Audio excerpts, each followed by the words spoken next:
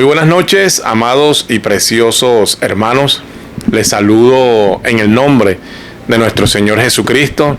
En esta nueva oportunidad quiero realizar, si el Señor nos lo permite, una serie de mensajes de forma aclarativa. Unos dichos o declaraciones que se han hecho en el púlpito desde la iglesia Fe Viva.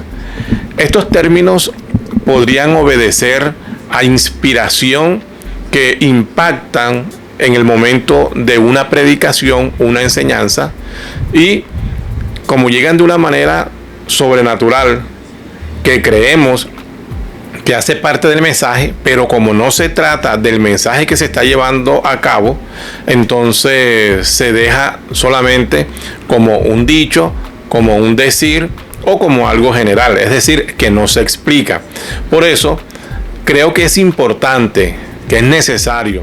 Vamos a aclarar este tipo de declaraciones que se hacen en el púlpito por medio de las enseñanzas, porque es posible que a algunas personas de pronto les genere algún tipo de dudas o algún tipo de inquietudes al no comprender o al no entender estas declaraciones o estas frases. Recuerda, el objetivo es meramente aclarativo. Créeme que cuando estas declaraciones surgen o salen y es una inspiración gloriosa, que sabemos que es verdad, que es contundente, pero luego vamos y estudiamos, repasamos, buscamos las escrituras, en el caso mío, y encontramos un gran tesoro, una gran revelación. Cuando me refiero a un gran tesoro o a una gran revelación, yo no me estoy refiriendo a una revelación contraria, distinta o fuera de la revelación que ya tenemos, de la revelación del mensaje de Malaquías 4:5. No me refiero a eso.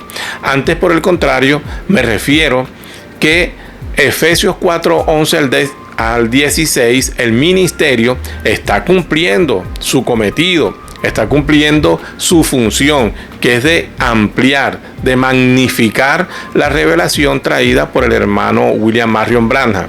Algunos de esos dichos podríamos hablar de la fe de Enoch, de la segunda venida secreta del Señor Jesucristo, de cuando nos referimos al mensaje de la hora o al cumplimiento profético de la hora, cuando nos referimos al mensaje de la fe como revelación, cuando hablamos del tercer Adán, cuando hablamos que el mensaje que tenía Enoch era un mensaje de rapto, y todo ese tipo de cosas que han venido dentro de nuestras enseñanzas, pero que tienen que ver con el mensaje de Malaquías 4:5, es decir, van a enriquecer, van a nutrir un poco más la revelación para la novia de este tiempo presente. Oh, cuán dulce es fiar en Cristo y entregarse todo a Él, esperar en sus promesas y en sus sendas serle fiel. Jesucristo, Jesucristo, ya tu amor probaste en mí. Jesucristo, Jesucristo, siempre quiero fiar en ti. ¿Por qué hay la necesidad de compartir y de realizar una serie de mensajes aclarativos respecto de algunos términos, respecto de algunas declaraciones o frases que se dicen en el transcurso de estas predicaciones? Términos, frases o declaraciones tales como la fe de Enoch, que es diferente a la fe de Noé. Muchas veces estamos predicando y surgen estas declaraciones y no se explican porque no es el tema que se está llevando a cabo. Declaraciones, términos o frases tales como el mensaje de la hora, la revelación del tiempo presente, el cumplimiento profético de la hora, la palabra revelada de la hora. Términos tales como definiciones o frases. La manifestación del tercer Adán, entre muchos más. Recuerda que en una ocasión está en el mensaje del rapto, si no me equivoco, en el verso 24, cuando el profeta detectó esto que te estoy diciendo. Y entonces él dijo, ustedes escucharán que el mensaje de la hora, un término, el mensaje de la hora, el mensaje de la hora. Y quizás no entiendan lo que quieren decir con eso. Yo les voy a explicar lo que las personas o los hermanos están tratando de decir respecto al mensaje de la hora. Es el cumplimiento escritural de la hora. Y entonces el profeta explica que Dios cumple en diferentes tiempos diferentes escrituras, que toda la palabra no se cumple el mismo día, que todas las personas no tienen la revelación o el conocimiento de toda la palabra, que no se le da en un mismo día, porque la palabra ha venido revelándose de edad, de tiempo en tiempo y de dispensación en dispensación. Lo primero con lo cual quiero empezar es con la fe. Fe es revelación. Y hemos dicho en estos días que hay dos grupos. El grupo de la iglesia y el grupo de la novia. El grupo de la iglesia es un grupo que pasa por la gran tribulación. Y el grupo de la novia es un grupo minoritario que está, incluso puede estar dentro de la iglesia, pero que este va a ser raptado, arrebatado, y que él no pasa por la gran tribulación, pero sí sufre una persecución antes de la gran tribulación. Antes de la gran tribulación, este grupo llamado la novia de Cristo, ojo, no confundir con la iglesia. La novia y la iglesia son dos grupos totalmente diferentes. La iglesia salva y la novia es raptada. La novia es la que llega o alcanza la estatura de un varón perfecto, es la que alcanza la adopción. La iglesia no alcanza la estatura de un varón perfecto, pero ella cree, pero ella tiene en su corazón el deseo de agradar a Dios, pero no fue llamada o no fue predestinada para ser parte del rapto. Por lo tanto, ella pasa por la gran tribulación y ella lo sabe. Y entonces sacamos dos tipos, el tipo de Noé y el tipo de Enoc.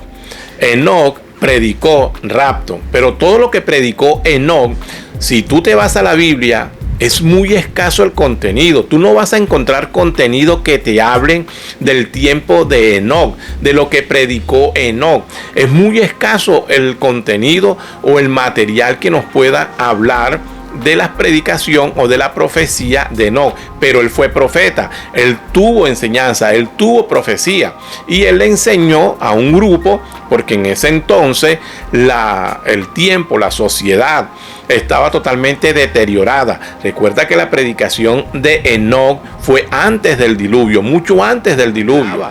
Llamaba al pueblo a un arrebatamiento, pero era un mensaje secreto, porque el mensaje de la novia es secreto, porque el mensaje de la novia de Cristo es misterioso y se revela solamente en ella y para ella, pero lo revela aquellos ministerios que Dios ha llamado desde antes de la fundación del mundo para cumplir en el tiempo del fin este objetivo. El grupo va a ser raptado. Ahora, el otro grupo, el de la iglesia, lo tipifica Noé. Noé era un hombre justo, era pregonero de justicia y Noé estaba predicando salvación, arrepentimiento. Dios lo envió a hacer un arca y ni aún así fueron muy pocas las personas, 8 personitas que fueron salvas, es decir, que entraron al arca. Entonces hay dos grupos, el que fue raptado y el que fue salvado.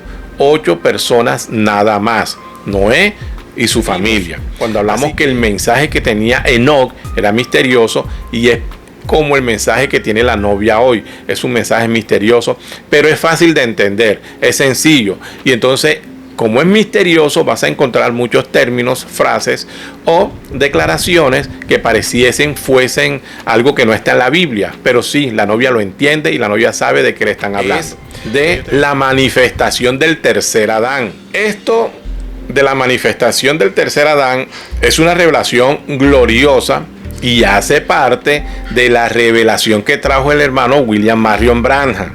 Esto no es una revelación privada, no es una revelación aparte o que está fuera de la revelación del hermano William Marion Branham. El profeta nos habla cómo Dios hizo a su hijo el primer Adán, y Adán significa tomado de la tierra. Cuando Dios colocó a su primer hijo, a Adán, para gobernar, lo colocó como cabeza de todas las cosas creadas y lo colocó allí como un Dios menor. Así como Dios es Dios en el cielo, su hijo era Dios, pero un Dios menor acá en la tierra, donde todo le estaba sujeto, todo le obedecía a Adán, toda la naturaleza le obedecía. Pero sabemos por las escrituras que este Adán, junto a su esposa Eva, por la desobediencia, por el pecado original, por la seducción de la serpiente, cayeron. Y al caer, ahora ellos necesitaban ser restaurados. Pero el precio que tenía que pagarse era un precio muy alto, que ningún hombre podía cumplir, ningún profeta podía cumplir, ni siquiera los ángeles, ninguna persona podía cumplirlo diferente. Entonces tenía que venir el hijo, o tenía que venir un hijo para poder restaurar al hijo. Entonces por eso Dios, cuando al principio sus hijos cayeron, les hizo un sacrificio, pero Dios ya les tenía una vía de escape, que era un cordero. Por eso tú recordarás y entenderás que tenían que matar un corderito, porque el primero que lo sacrificó fue Dios, los vistió y hizo una expiación. Por medio del sacrificio hizo una expiación. Por medio de la sangre, Él hizo la expiación de sus dos hijos. Expiación significa que los perdonó. ¿Y por qué? Porque eso tiene un significado. Significa que alguien tomó el lugar de sus hijos, que alguien murió para pagar el pecado por los hijos, pero era un sustituto. Entonces ya esto nos estaba hablando de un sacrificio perfecto que tendría que venir en cierto tiempo para pagar el precio definitivamente del pecado. Y entonces lo que conocemos como nuestro Señor Jesucristo, que la Biblia lo declara, o la Biblia le habla en esa línea de revelación como el segundo Adán, que en el primer Adán tuvimos muerte, pero en el segundo Adán tenemos vida. Pero no llega hasta ahí, porque recuerda cuál es el objetivo. En el primer Adán morimos, pero en el segundo Adán vivimos. Él nos trae vida, Él nos trae a nosotros la libertad, porque estábamos presos, éramos por naturaleza caída, corruptos, era una naturaleza corrompida. Y ahora el segundo Adán, nuestro Señor Jesucristo, por medio del sacrificio, nos dio su Espíritu Santo, y nosotros podemos entonces aspirar a una conciencia, aspirar a una restauración plena. ¿Qué significa aspirar a una restauración plena? A estar de la misma manera que estaba Adán antes del pecado, porque ese era el objetivo que tenía Dios, que su hijo reinara sobre todas las cosas. Como había caído, se había perdido el propósito, pero el segundo Adán recuperó el propósito. ¿Cuál propósito? De que sus hijos pudieran reinar. No están reinando ahora, porque entonces ellos, por medio del Espíritu Santo, por medio del sacrificio que hizo el Señor Jesucristo y por medio del desarrollo de poder alcanzar un estado de perfección, que no lo iban a alcanzar de un día para otro, sino que esto tenía que cumplir algunas etapas. Entonces, así como el tiempo de manifestarse el segundo Adán era un tiempo específico, pues también el tiempo de manifestarse ahora, lo que yo llamo la manifestación del tercer Adán, no es singular, no es un hombre, sino es nuevamente la raza de Adán, los hijos restaurados. A eso es lo que me refiero. cuando se cumple la estatura de un varón perfecto, cuando Dios adopta a sus hijos, ¿a quién está adoptando? ¿Y qué está haciendo? Restaurando la raza caída de Adán. Es decir, nosotros somos Adán, somos hijos de Dios, hacemos parte de la superraza.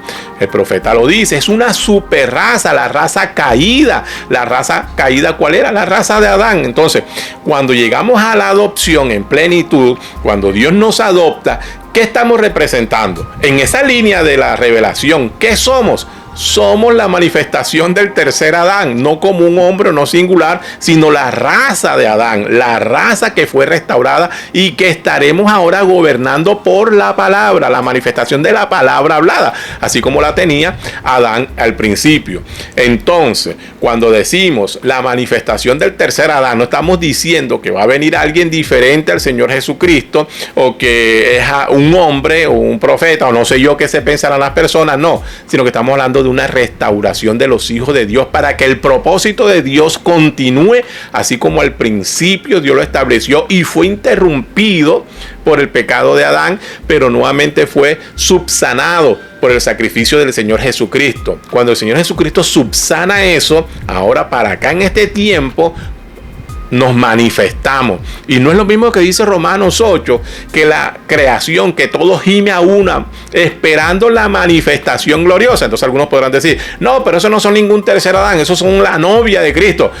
Te estoy hablando de una línea de la revelación. Claro que es la novia del Señor Jesucristo. Y puede recibir incluso muchos nombres, pero en la línea de la revelación es el tercer Adán, es la manifestación del tercer Adán, es la manifestación de la raza de Adán ahora, en plural si lo quieres. Entonces, si el Señor Jesucristo era el Cordero de Dios, pero también dice que el Señor Jesucristo es el león, pero también dice que el Señor Jesucristo tiene diferentes nombres, no lo estás haciendo diferente, ni estás cambiando, ni estás truncando. Lo que necesitas es tener orientación, lo que necesitas es tener vocación, lo que necesitas es tener percepción profética para poder entender dichos, frases o declaraciones que engrandecen, que magnifican la revelación traída por el reverendo William Marion Branham, el profeta de la edad. Que el Señor Jesucristo te bendiga, es el deseo de mi corazón. Hasta una próxima ocasión, mi amado y precioso hermano. Es muy dulce fiar en Cristo y cumplir su voluntad, no dudando su palabra, que es la luz y la verdad.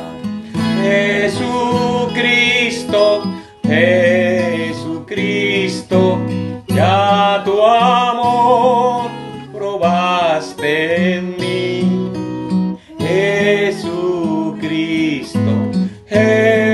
Jesucristo, siempre quiero fiar en ti.